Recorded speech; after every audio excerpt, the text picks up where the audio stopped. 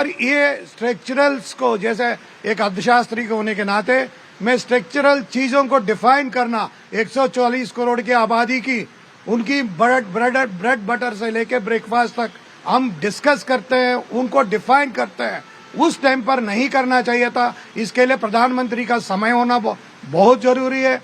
उनके साथ साथ इसका डिस्कशन होना चाहिए। एक तो चिट्ठा था, बजट का मतलब एक चिट्ठा है जो हम पार्लियामेंट में देते हैं, वो चिट्ठा के ऊपर इतना डिस्कशन होना बहुत जरूरी था। तो मेरे हिसाब से प्रधानमंत्री इतना मेहनत कर रहा है, उनके पास और थोड़ा वक्त मिलता, ऐसा कोई दुस्थिति नहीं थी। बजट इनको वोटान अकाउंट में ठोकते थे, वोटान अकाउंट में देना चाहिए था। प्रोफेसर साहब, ये तो आउट ऑफ बॉक्स आपने एक आइडिया तो दे दिया, पर मुझे ये बताइए कि विपक्ष इस बात के लिए तैयार हो जाए? विपक्ष का मैं विपक्ष का भी राहुल बाबा एंड पार्टी को बता रहा हूँ, 1947 से लेके जिस तरीके से मैंने इतने डिग्री कर चुका हूँ, इतना बुक्स लिख चुका हूँ, आज तक मुझे मिक्स्ड इकोनॉमी का मतलब समझ नहीं पाया। ये मिक्स्ड इकोनॉमी जिस तरीके से इन्होंने 1947 में इन्होंने जब मिक्स्ड इकोनॉमी बनाई, उसी इस देश की अर्थव्यवस्था का जो रीजन है, जो रेस्पॉन्सिबिलिटी है, ये गांधी फैमिली है। ये गांधी फैमिली है।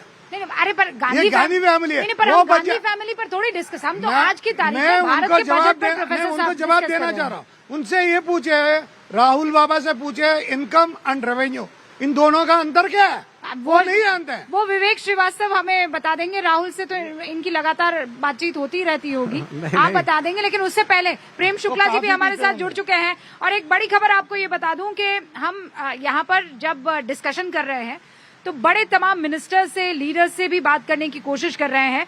मनसुख मांडविया से आपसे कुछ देर पहले न्यूज 18 इंडिया ने इसी बजट पर बात की है, एक झलक आप उसकी देख लीजिए। फिर प्रेम जी मैं आपका रुख करती हूँ।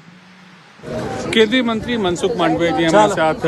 मनसुख जी, जिस तरीके से बजट दिया है स्पोर्ट्स इंडस्ट्री, उसको बड़ा, उस पर खास फोकस दिया है। इस बजट में निर्मला जी ने स्पोर्ट्स गुड मैन्युफैक्चरिंग पर भार दिया है। निर्मला जी ने अपना वक्तव्य में बजट भाषण में कहा कि हम देश को एक अग्रणी स्पोर्ट्स गुड मैन्युफैक्चरिंग हब बनाना चाहते हैं। इसलिए स्पोर्ट्स गुड इक्विपमेंट में डिज़ाइन में ध्यान दिया जाएगा, रिसर्च में ध्यान दिया जाएगा और मैन्युफैक्चरिंग के लिए भी सपोर्ट दिया जाएगा। एक इकोसिस्टम खड़ी करी जाएगी ताकि दुनिया इंडिया में आके मैन्युफैक्चरिंग करे, इंडियन कंपनी देश में स्पोर्ट्स गुड मैन्युफैक्चरिंग करे और एक स्पोर्ट्स गुड मैन्युफैक्चरिंग के हब के रूप में जब भारत उभरेगा तब भारत में युवाओं को स्पोर्ट्स सेक्टर से एम्प्लॉयमेंट की भी एक बहुत बड़ी अपॉर्चुनिटी उपलब्ध होगी। तो ये मनसुख मांडविया को इस वक्त आप केंद्रीय मंत्री को सुन रहे थे। हमारे साथ प्रेम शुक्ला जी भी जुड़े हुए हैं। प्रेम जी, आपसे कुछ देर पहले राहुल गांधी ने एक पोस्ट किया है। हालांकि जब उनसे पूछा गया तो उन्होंने कहा मैं बाद में बताऊंगा, और उसके बाद उनकी तरफ से एक पोस्ट आया है जिसमें वो ये लिख रहे हैं, यूथ विदाउट जॉब्स यानी युवा बेरोजगार, फॉलिंग मैन्युफैक्चरिंग यानी विनिर्माण क्षेत्र में गिरावट, इन्वेस्टर्स पुलिंग आउट कैपिटल यानी निवेशक पूंजी निकाल रहे हैं, हाउस होल्ड सेविंग पल्मिनेटिंग यानी कि घरेलू बचत में भारी गिरावट आ रही है, फार्मर्स इन डिस्ट्रेस यानी किसान संकट में है, looming global shocks all ignore यानी वैश्विक संकट की आशंका, इस सब की अनदेखी हुई है। एक ऐसा बजट जो सुधार करने से इनकार करता है, भारत के वास्तविक संकटों से अनभिज्ञ है। क्या कहेंगे आप? देखिए, श्रीमान राहुल गांधी संभवतः कांग्रेस के कार्यकाल का स्मरण कर रहे हैं। 2004 से 2014 के बीच में जिस तरह से भारत की अर्थव्यवस्था को वैश्विक क्रेडिट रेटिंग एजेंसीज ने फ्रेजाइल 5 की उपमा दी थी, जिस तरह से व्यवस्था चरमराई हुई थी, जब वैश्विक अर्थव्यवस्था अच्छी स्थिति में थी तब भारत की अर्थव्यवस्था चरमराई हुई थी। यह युवा जो है निराश था, रोजगार सृजन के कोई जो है किसी प्रकार की संभावनाएं नहीं थी, किसान पूरी तरह से जो है निराश था। ये सारी स्थितियां राहुल गांधी जब आपकी माताजी गॉड मदर बनकर संयुक्त प्रगतिशील गठबंधन की सरकार चला रही थी और जब आप रिमोट कंट्रोल लेकर सरकार चलाने का काम कर रहे थे, उस समय की स्थिति थी। आज की स्थिति में विश्व की जो जितनी भी क्रेडिट रेटिंग एजेंसीज हैं, सब कह रहे हैं कि भारत जो है वैश्विक अर्थव्यवस्था का ब्राइट स्पॉट है। अंतर्राष्ट्रीय मुद्रा कोष कह रहा है कि भारत सबसे तेजी से विकास करने वाली अर्थव्यवस्था है। जिस तरह से रोजगार सृजन की दृष्टि से, जिस तरह से कर्तव्यनिष्ठ प्रधानमंत्री ने रोजगार सृजन निर्माण से लेकर मैन्युफैक्चरिंग सेक्टर को जो है चैंपियन बनाने के लिए विवेक श्रीवास्तव भी हैं, लेफ्ट के लीडर, वो ये कह रहे हैं कि एमएसपी पर कहाँ बात की है सर आपने? वो कह रहे हैं कि नौकरियों के सृजन की कहाँ बात की है आपने? इस पर क्या कहेंगे विवेक जी स्क्रीन पर? हाँ, देखिए, इंफ्रास्ट्रक्चर मैं यही आदरणीय प्रेम शुक्ला जी से पूछना चाहूंगा, वरिष्ठ नेता है। नहीं, आप प्रश्न सुन लें। तो आदरणीय प्रेम शुक्ला जी से मैं यही पूछना चाहूंगा, सम्मानित नेता हैं बीजेपी के, कि डायरेक्टली एम्प्लॉयमेंट की समस्या को ऐसा लगा कि नहीं अटैक किया गया साहब।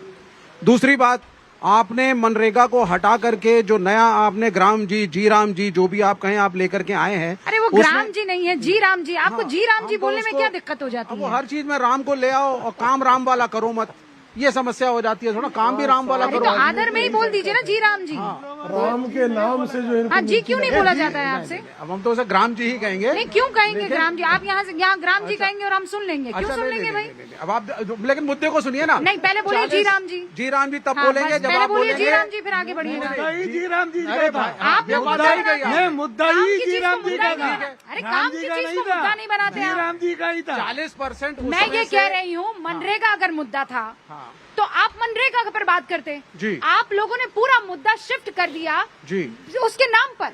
अरे जी राम जी, आदर सत्कार टेक्निकलिटीज में भी किया है। आदर सत्कार उसकी टेक्निकलिटीज भी गलत है। जहाँ नहीं आपको दिक्कत लग रही हाँ, है तो आप उस नीति केंद्र पर बात सरकार कीजिए। देना पैसे सारे। आप उस नीति पर बात कीजिए। मैडम, आप गड़बड़ क्या कर जाते हैं 40% विवेक सुनिए, सुनिए। जी? आप अनादर कर जाते हैं। नहीं, मैं अनादर किसी का नहीं कर रहा। फोकस फिक्स हो जाता है उस अनादर पर। ऐसा नहीं है। देखिए, हमारा ये मानना है, जब आपने जी राम जी, अब शायद आपको अच्छा लग रहा है, तो जी राम जी क्यों नहीं लगेगा? किसी को भी अच्छा लगेगा सर। लेकिन आपको ये अच्छा लग रहा है कि उसमें 40% बर्डन राज्यों को दे दिया गया। और वो राज्य जिनके पास पैसे नहीं है, राज्य पैसा दे नहीं पाएगा मजदूरों को, मजदूरों के पास पैसा आएगा नहीं। अच्छा, पीयूष लोहिया जी भी सेंट्रल गवर्नमेंट का रोल था ना, real estate expert. Central government was supposed to fund. सुनिए राज्य सरकार इसीलिए नहीं कर पा रहे थे, वो सारे पैसा फजूल में खर्च कर रहे थे। उसकी बात आप कहने रहे थे। प्रधानमंत्री ने ये बात कहा था, प्रधानमंत्री ने ये बात कहा था, सार्वजनिक रूप से कहा था, आप इस तरीके से स्टेट का पैसा आप लोग वेस्ट किया जा रहा है। हम तो कह रहे हैं केंद्र का पैसा वेस्ट हो रहा है, संक्षेम के नाम पे वेस्ट किया जा रहा है। यही तो बात थी। हम तो कह रहे हैं केंद्र का पैसा वेस्ट किया जा रहा है। कैपिटल एक्सपेंडिचर के नाम पे आप कैपिटल एक्सपेंडिचर बढ़ा रहे हैं। वो बात को आप लोग पैसा एक्नॉलेज तो करने का दूर है। एक छोटा सा बिंदु यहाँ पे देखिए, real estate expert Piyush Lohia ji भी हमारे साथ जुड़ चुके हैं। Lohia world space F real estate नाम है ना sir? Lohia world space. Alright. Piyush ji, मनरेगा को लेकर भी बड़ी चर्चा हो रही थी कि पहले मनरेगा में 100 दिन का रोजगार मिलता था, अब जी राम जी आया तो वो 125 हो गया। फिर ये बताया गया कि पहले मनरेगा में मजदूरों को गड्ढा खोदने के लिए पैसे दिए जाते थे, अब इंफ्रास्ट्रक्चर बनाने के लिए पैसे दिए जाएंगे। मतलब आसान शब्दों में समझाऊं, आप किस बात से अग्री करते हैं? आई थिंक जो भी कार्य कर रहे हैं वो उसका उनको मेहनताना मिलना चाहिए, तो उसमें गलत क्या है? पैसा कहाँ है? 40% राज्यों को अगर देना पड़ेगा, राज्य ऑलरेडी कैश ट्रैप्ड है। Earlier it was being funded by the central government. आपने सारा बर्डन राज्य सरकार पे डाला, मजदूर को मिलेगा क्या? नहीं दे पाएंगे राज्य। कौन सफर करेगा? गरीब मजदूर, उसकी किसी को चिंता नहीं है। शेयर मार्केट उछलना चाहिए, उसकी सबको चिंता है। आप समझिए ना। वो राज्य में केरला ही नंबर 1 था। आप पहले केरला के बारे में बताओ। केरला तो आप रिप्रेजेंट करते हो, केरला को तो बताओ। केरला तो नंबर 1 स्थान पे है वो। क्यों? तो केरला के बारे में बात करें ना। अच्छा, अब इस मसले पर बात करें उससे पहले पीयूष जी, बजट आपको कैसा लगा ये बताइए। आई थिंक बजट में कोई भी मेजर हेडलाइन नहीं है, that is missing, no doubt. कई लोग ऊपर हमारे न्यूज रूम में चर्चा चल रही थी कि बजट दूरदर्शी, बाद में समझ आएगा। मैं रियल एस्टेट डोमेन के बारे में बात कर सकता हूँ। हाँ। कि टिपिकली जब इंफ्रास्ट्रक्चर की तरफ स्पेंडिंग होती है, तो आज अगर हम बैठे हैं यहाँ नोएडा में, तो जब हमारा इंफ्रास्ट्रक्चर बेटर होता है तो definitely affordability of near by cities better हो पाती है, जिसके कारण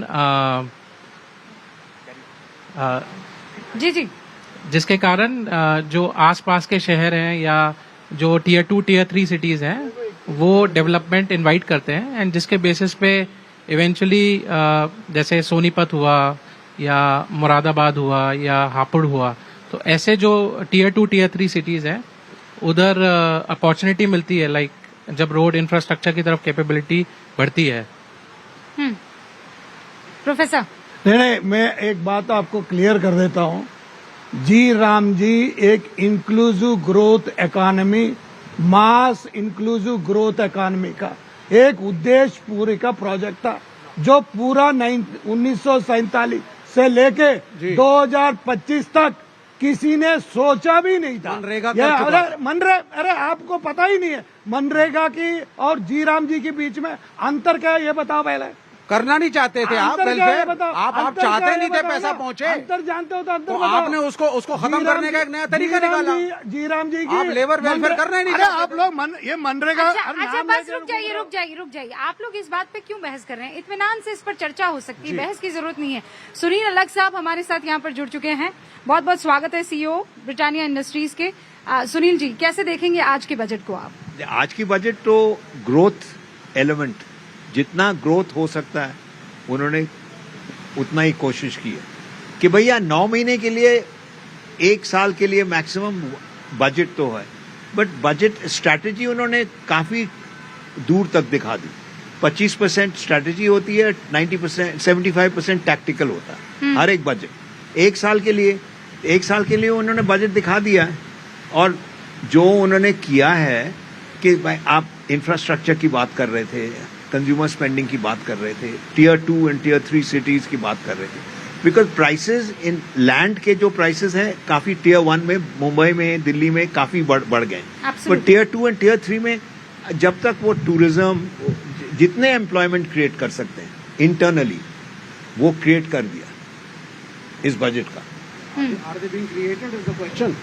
are they being created is the question. Hapur में बताइए कौन सी एम्प्लॉयमेंट की आप बात कर रहे हैं? नहीं, पर जो बात अलग साहब कह रहे हैं, आप आज से पहले तक काशी को कैसे देखते थे, अयोध्या को कैसे देखते थे, आप जो छोटे 2-3 टियर्स में जाते थे जी, आप गया को कैसे देखते थे? वहाँ जो बड़ी बड़ी सड़कें बनी हैं, वहाँ जो 5 स्टार 7 स्टार होटल्स पहुंच रहे हैं। Not doing business now. What do you think they are doing that? पट्टी बांध के ये इक्के दुक्के 2-4 शहरों को मुझे लगता है पट्टी बांध के रिलीजियस जाते हो। टूरिज्म के लिए अगर बना देते हैं, इससे एम्प्लॉयमेंट नहीं, इंजीनियर्स कहाँ काम करेंगे, डॉक्टर्स कहाँ काम करेंगे, लॉयर्स कहाँ काम करेंगे? नहीं, मैं तो ये कह रहा हूँ 196 लाख करोड़ रुपया भारत पे कर्ज है, जो हम 140 करोड़ लोगों ने वापस करना है। अमेरिका की मेरे क्या हिस्से कर्ज का है? पैसा अलग साहब देंगे। अमेरिका की अलग क्या साहब कर्ज भी है? बात कर रहे हैं। अलग साहब देंगे।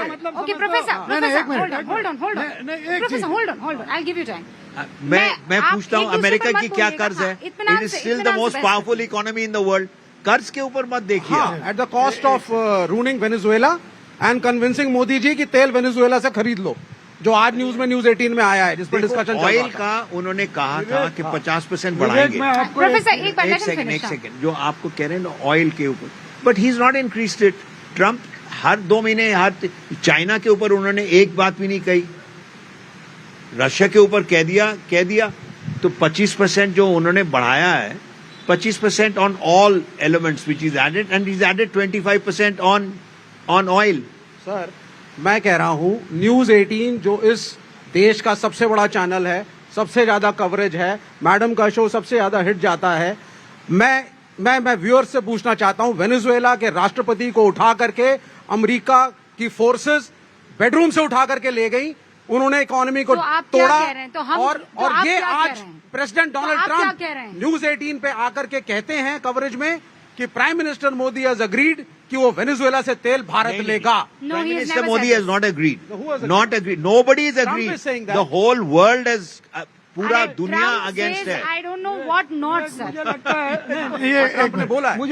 मुझे लगता है आप राहुल गांधी से हर शाम को मिलते हो और उनकी भाषा सुनते हो, उनकी नॉलेज। अब मैं आपको जवाब देता हूँ, सुन लो, मैं 2 टूक में जवाब देता हूँ, जरा ध्यान से सुनना। अब आप सुनने की मत रखो, सुनने की मत रखो। पहले आपने ये कहा था 196 लाख करोड़ की, भाई 196 लाख करोड़ की जिस तरीके से आप लाइबिलिटी बता रहे हो, वो आज 500 करोड़ की एसेट है देश का जो आप नहीं जानते हो उसके मेरे पास बेचेंगे facts उसको? मेरे पास फैक्ट्स एंड फिगर्स है। मैं तो एक कर्ज मिनट, लेकर के एक मिनट, आपकी राहुल बाबा का एक तरफ का बात करना एक ही तरफ सोचता है, एक अरे आदमी कर्ज सोचता लेकर के है, घर बनाया, दोनों पैसा आदमी नहीं वापस करोगे। नहीं देखता है। ये बहुत दिलचस्प है, नहीं, ये बड़ा एक इंटरेस्टिंग मिनट है। कंप्लीट प्रोफेसर, करने दो। ओके। एक मिनट, 500 लाख करोड़ की एसेट्स हमारे पास है, 196 लाइबिलिटीज देखते हैं, एक आंख बंद करते हैं, दोनों अरे आंख बाबा, खोल कर्ज के लेके राहुल एसेट गांधी बनाए कभी तो वो बात कर्ज नहीं करता कर्ज से बनाया ना ये सर। राहुल गांधी बात नहीं करता।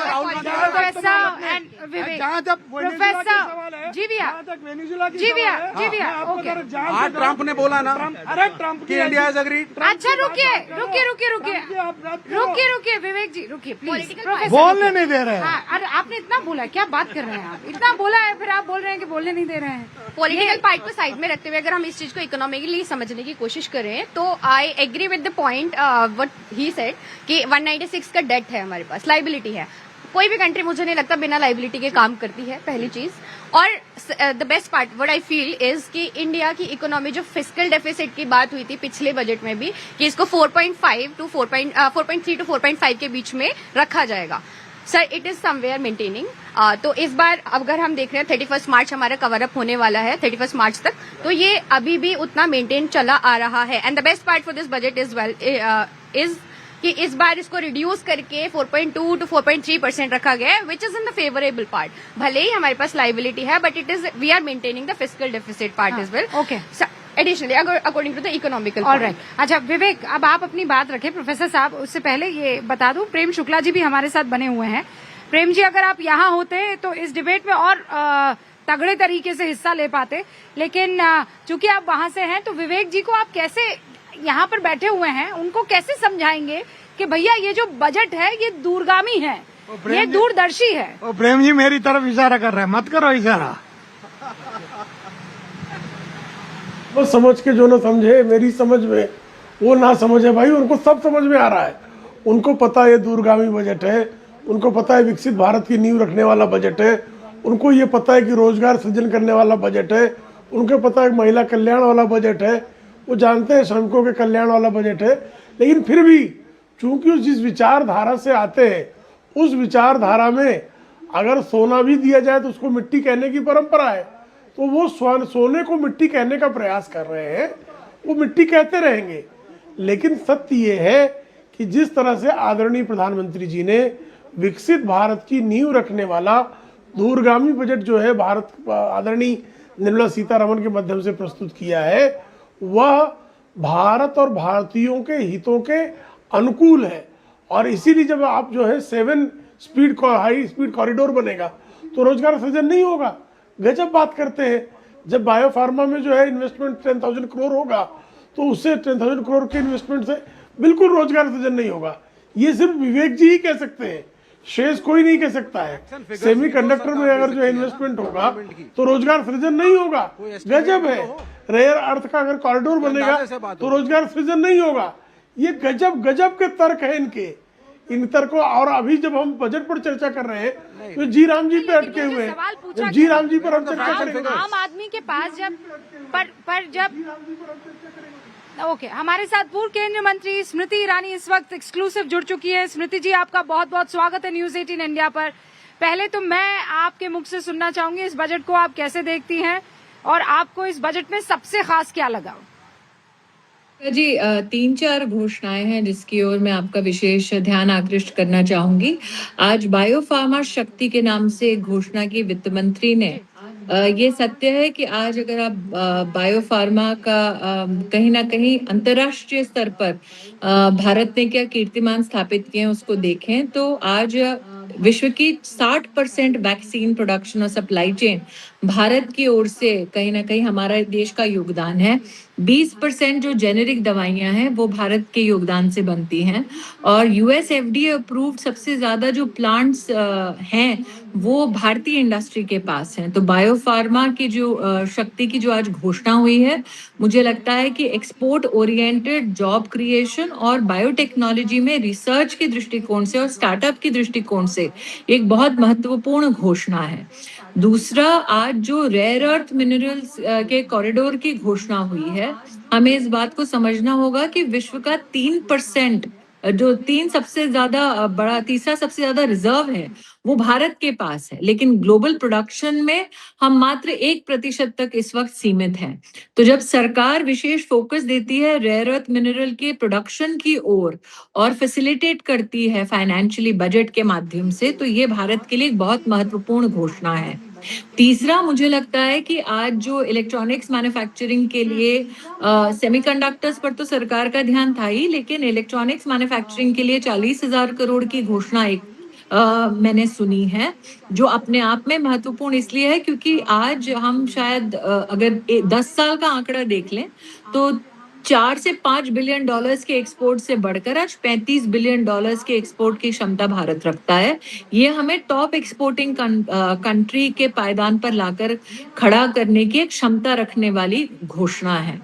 चौथा, मुझे लगता है कि आज विशेष जो 12 लाख करोड़ की कैपेक्स की घोषणा की गई है सरकार के माध्यम से, उसका विशेष कहीं ना कहीं ध्यान टायर 2, टायर 3 सिटीज पे रहने वाला है। हमारे देश की 40 से 50% की जो जीडीपी है वो टायर 2, टायर 3 सिटीज से आती है। तो अगर इंफ्रास्ट्रक्चर डेवलपमेंट में सरकार का इतना बड़ा निवेश होगा तो वो आप सिर्फ निवेश की दृष्टि से ना देखें, उसको इंफ्रास्ट्रक्चर के माध्यम से रोजगार जो सृजित होगा उसकी दृष्टि से भी देखें। और कई ऐसी घोषणाएं आज हुई हैं जो निश्चित रूप से आपके मंच पर उस पर विस्तार से चर्चा हो रही होगी, लेकिन मुझे ये 3-4 घोषणाओं के बारे में विशेष उल्लेख करना था। पर स्मृति जी, आप उम्मीद के मुताबिक विपक्ष को ये बजट पसंद नहीं आया है। आपने ममता बनर्जी को सुना होगा, वो कह रही है इट्स गार्बेज ऑफ लाइज, ये हम्टी डम्टी बजट है। मुझे नहीं लगता कि आपको भी रुबिका जी उम्मीद थी कि विपक्ष को मुझे नहीं लगता रुबिका जी आपको भी उम्मीद की कि विपक्ष को बजट अच्छा लगेगा। तो धरती फट जाएगी, आसमान गिर जाएगा जिस दिन आपकी नीतियों के धरती फट जाएगी, आसमान गिर जाएगा जिस दिन विपक्ष को नरेंद्र मोदी की सरकार द्वारा प्रस्तुत बजट पसंद आ जाए।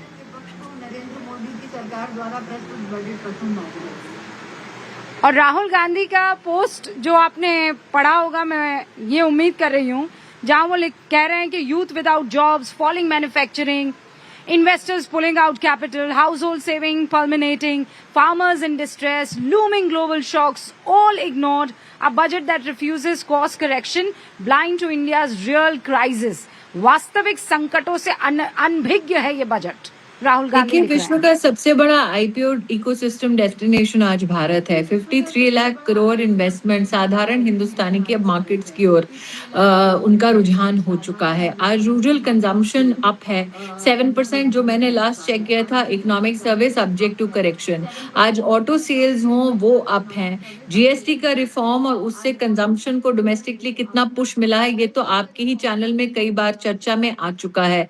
आज अगर आप जीसीसी का ही उल्लेख करें तो आज जीसीसी का ग्लोबल हब भारत बन चुका है। लगभग 2 मिलियन लोग तो रोजगार सिर्फ जीसीसी के माध्यम से पा चुके हैं। आज 18 लाख स्क्वायर फीट भारत में ऐसी जगह उपलब्ध है जहां पर डेटा सेंटर्स का निर्माण होगा। और डेटा सेंटर्स चाहते हैं कि किफायती उनको पावर मिले। जो प्रधानमंत्री मोदी ने न्यूक्लियर एनर्जी की बात की और उसका उल्लेख आज बजट में भी था, तो अगर वो बड़ी ही इंटेंट और पॉजिटिव इंटेंट के साथ बजट के स्पीच को सुनते तो निश्चित उनको कुछ प्रोडक्टिव मिलता।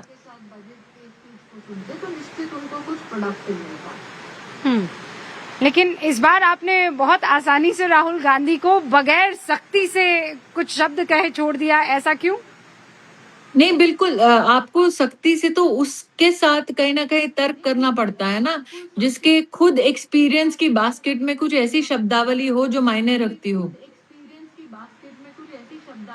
तो हिंदी में बहुत पुरानी कहावत है, भैंस के सामने बीन नहीं बजाई जाती। ये भी कहा जाए, बहुत पुरानी कहावत है, भैंस के सामने बीन नहीं बजाई जाती।